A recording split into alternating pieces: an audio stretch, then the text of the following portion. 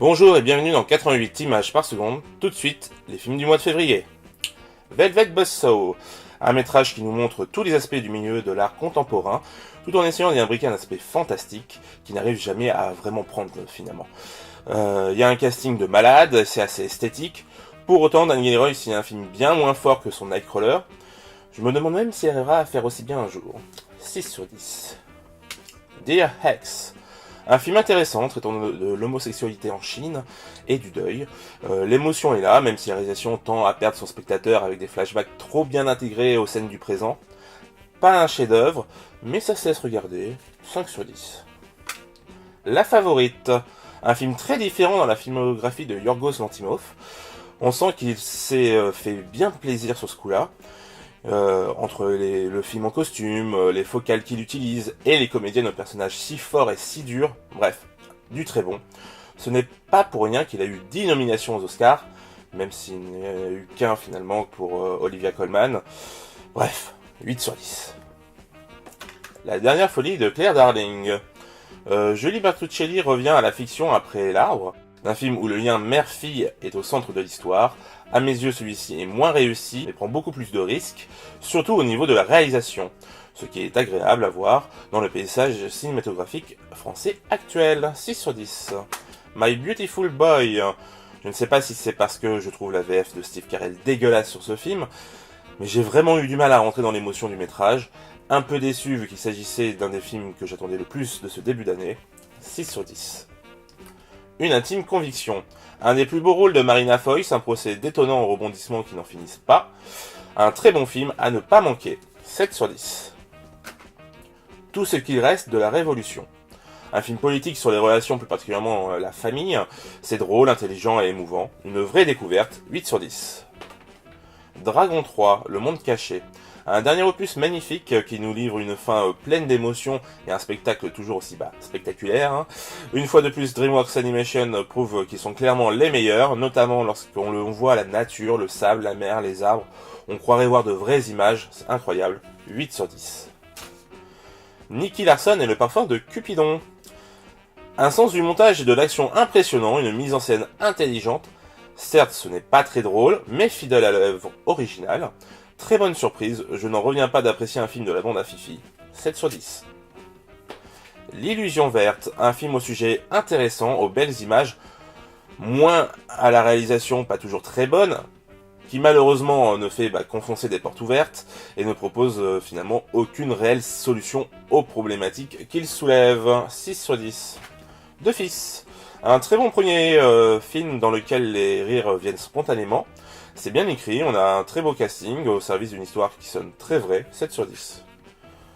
Vice, un film politique fort, même si j'ai trouvé la forme un peu facile. Au fond, le film n'est pas si orienté qu'il semble l'être. On passe un excellent moment, on a un casting des plus solides et la transformation physique de Christian Bale tout au long du métrage est réellement impressionnante, 7 sur 10. Long Way Home, une histoire de vengeance sur fond d'histoire de famille un peu borderline. Ce n'est pas très intéressant, on s'ennuie beaucoup, et pour peu qu'on ait vu la bande-annonce, on a vu le film. Bref, je vous ne le recommande pas, malgré de belles images et de bonnes comédiennes, 3 sur 10. Alita Battle Angel. En tant que blockbuster, on en a pour son argent, l'histoire est prenante, les personnages attachants, les effets spéciaux sont fous et l'adaptation graphique est magnifique. Malheureusement, ce n'est pas le cas de l'adaptation du scénario qui adapte bien plus l'OAV que le manga.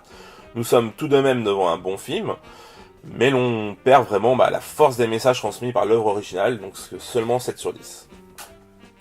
Happy Birthday to You. Suite pas du tout nécessaire qui tombe dans l'écueil de l'explicatif, c'est dommage car le film devient de fait moins crédible, 6 sur 10. Ralph 2.0. Un propos moins intéressant que celui du premier opus, mais l'arrivée d'internet reste assez intelligente malgré tout, même si pas assez exploitée. À mes yeux, ce sont surtout les gags avec les princesses et la scène post-générique qui sont vraiment réussis, 6 sur 10. At Eternity's Gate. On sent clairement que le réalisateur tente des choses pour s'approcher de la vision du peintre, mais le film est très inégal malgré une dernière partie plutôt réussie. Malgré un joli casting, je lui préfère le film réalisé en peinture, La Passion, Van Gogh, 5 sur 10. Rupture et compagnie, une comédie assez réussie, qui a un petit moment de creux après 45 minutes, mais qui revient à la fin avec une scène musicale très sympathique, 6 sur 10. Paradise Beach. Gros casting, de l'action, de la tension et de gros moyens sur cette coprode franco-thaïlandaise. C'est simple et efficace, 7 sur 10. La grande aventure Lego 2. Toujours aussi bien fait, cet opus est malheureusement moins drôle et dans la redite. Heureusement, l'on ne s'ennuie pas et l'on est content de retrouver certains personnages, 6 sur 10. Le chant du loup. Une tension permanente, une scène d'intro dantesque, le tout traitant une idée simple de manière très efficace à ne surtout pas rater, 8 sur 10. La chute de l'Empire américain. Une critique du système sous forme de comédie, c'est intelligent, drôle et bien foutu, ça me donne très envie de découvrir les autres films du réalisateur que l'on m'a chaudement recommandé, 7 sur 10. Destroyer. Très moyen, le scénario est simple, la mise en scène commet des erreurs qui auraient pu être évitées. Malgré cela, Nicole Kidman porte le film, les scènes de flashback notamment mettent vraiment en valeur son jeu, 5 sur 10. Euphoria. Un film sur la peur de perdre ses proches et le déni, c'est intéressant, mais le métrage tend trop à se répéter pour vraiment marquer les esprits, 6 sur 10. Grâce à Dieu. François Ozon nous livre un film aussi puissant qu'un Jusqu'à la garde sur le sujet de la pédophilie au sein de l'église. Le casting est parfait. Le fait que l'église n'agisse pas semble invraisemblable et pourtant véridique. Puis plus ça va, plus on se sent mal. J'espère qu'il sera présent au César 2020, grâce à Dieu.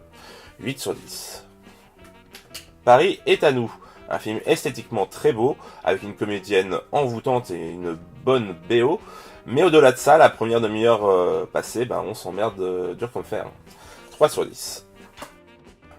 Celle que vous croyez. Un film sur le désir et la peur de l'abandon. Très bien mené par Juliette Binoche et François Civil. L'histoire est saisissante. 7 sur 10. Mary Stuart, reine d'Écosse. N'étant pas très au fait de l'histoire de la Grande-Bretagne, j'ai trouvé le film intéressant, s'il est juste. La photo, les costumes et les comédiens sont très bons. Bref, un bon moment devant un grand chapitre de l'histoire, 7 sur 10. Jusqu'ici, tout va bien. Une comédie feel good qui fait plaisir à voir avec un casting des plus sympathiques. Un bon moment, 7 sur 10. Sans froid. Un film de vengeance un peu mollasson, c'est sympathique, mais on a vu mieux dans le genre. Malgré un casting qui tient la route, Liam Neeson n'est clairement plus fait pour les actionneurs movies, 5 sur 10. Les Éternels. Un film hypnotique sur l'amour inconditionnel d'une femme envers un petit chef mafieux. Le film comporte peu d'action, mais est centré sur une femme forte, qui réussira à renverser le rapport de force tout en restant hantée par cet amour. 7 sur 10.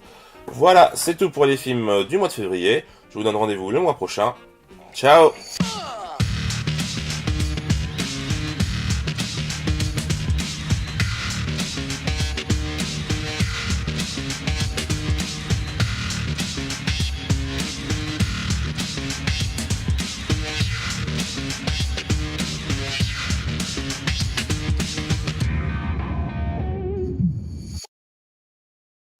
Quoi?